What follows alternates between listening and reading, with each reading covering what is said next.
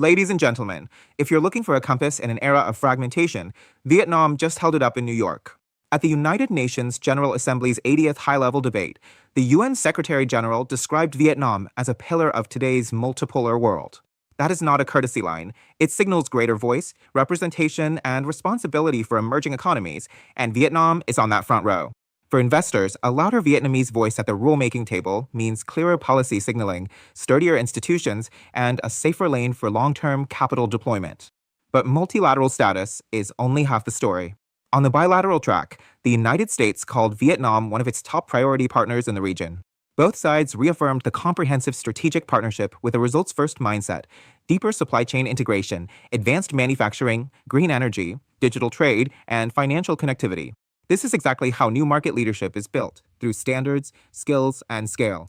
If you manage cross-border portfolios, that translates into accelerated FDI, rising export complexity, and an expanding investable universe across ports, industrial parks, logistics, semiconductors, and climate infrastructure.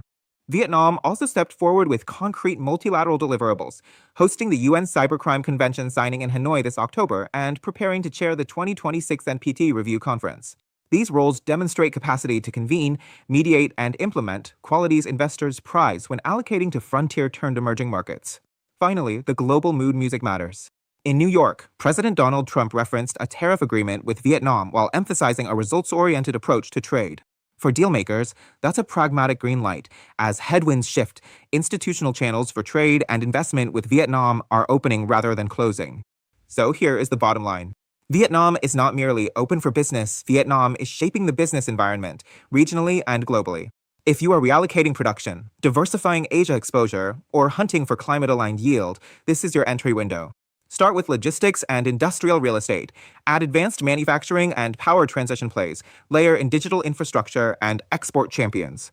Then, compound through policy cycles, multilateral and bilateral alike.